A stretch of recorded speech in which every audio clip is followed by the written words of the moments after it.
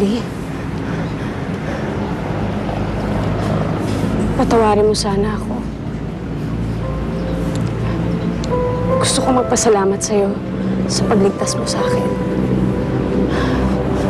Sa kabila ng nagawa ko sa'yo, nagawa mo pa rin akong tulungan. Muntik pa ako mapahamak, hindi mo ako iniwan. Di ba yun naman po ang tulong ni Daddy James?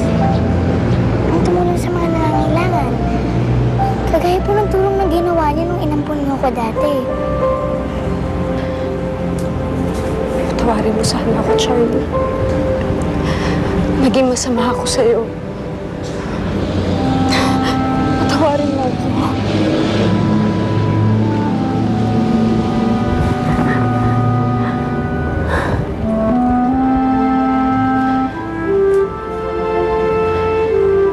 Nagpatalo ako sa takot. Akala ko aagawin mo na sa amin si James. Pero hindi pala. I'm sorry. I'm really sorry. Hindi na po kailangan matakot, Mami Tessa. Mahal na mahal ko po kayo ni Daddy James. Kaya habang buhay po ako magpapasalamat sa inyo sa ginawa niyo pong pagkupkup sa akin. Pero hindi ko po magagawa gawin sa inyo si Daddy James. At hindi na po ako magugulo sa inyo. Lalong-lalo na po ngayon na nahanap ko ng sarili kong ama.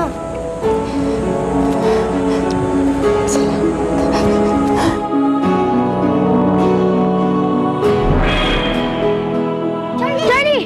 Charlie, okay ka lang ba? Ang sabi sa akin ni Oliver, dinukot ka daw ng mga lalaki. Nasaan sila? Wala na sila, Kuya Orius. Ligtas na ako. Ito nga pala si Mami Tessa. Teka! Si Kuya Andreas, asa na? Ang sabi niya sa amin, hanapin ka daw niya. Si Itay! Naiwan namin siya sa warehouse. May tama siya. Kuya Orius, samahan mo kami. Balikan natin si Itay. Ituro mo sa akin yung daan.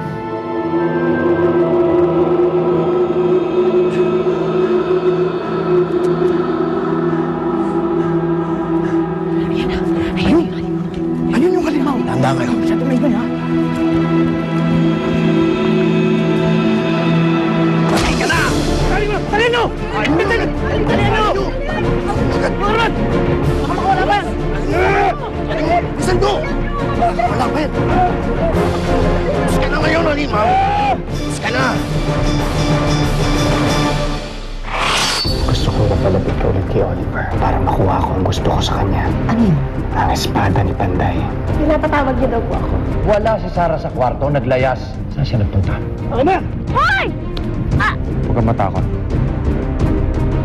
Akala ko po, totoong di niyo na po ako mahal. Anak, nahihilingin sana ako sa'yo. Ano po yun, Ma? Habang nasa iyo yun, nasa panganib ang buhay mo. Kaya bitawan mo na ang espada ni Panday at ibigay mo ang kaputot sa akin.